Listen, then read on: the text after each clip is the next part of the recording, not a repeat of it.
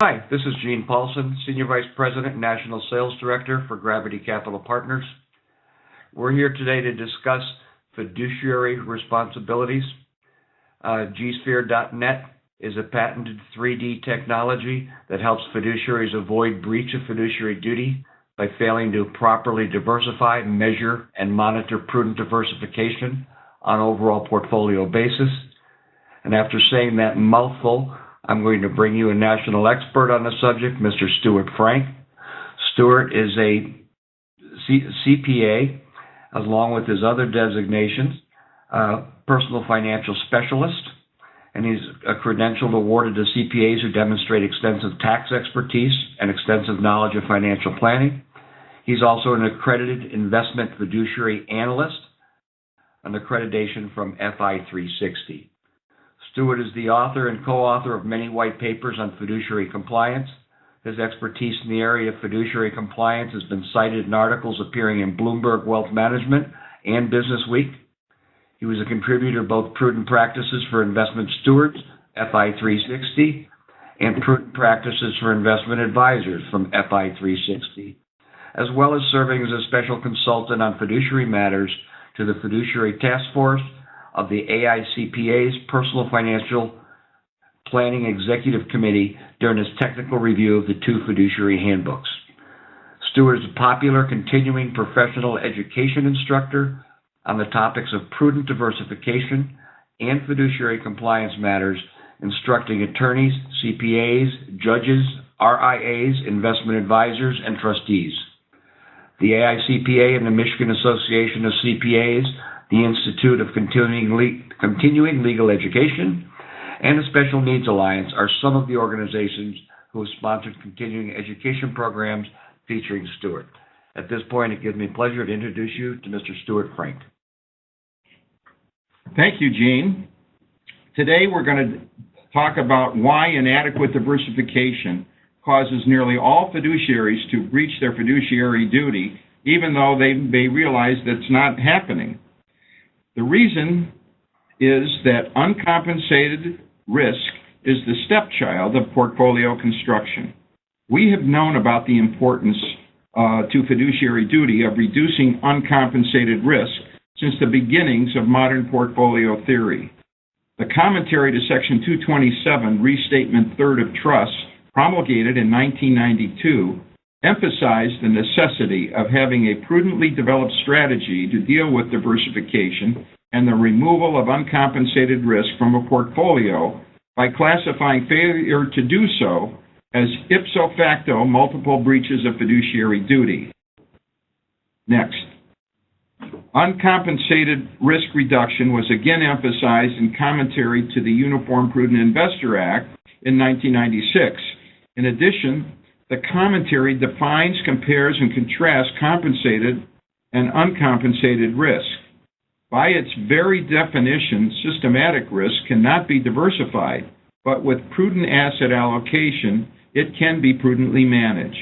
Most advisors are well schooled in this process and do a reasonably good job of managing systematic risk, but they mistakenly believe that with good asset allocation, they have also prudently diversified uncompensated risk. Until recently, only academics took the time and effort to measure uncompensated risk elimination. The academic standard for uncompensated risk measurement entails use of equal weighting and random selection of all portfolio constituents.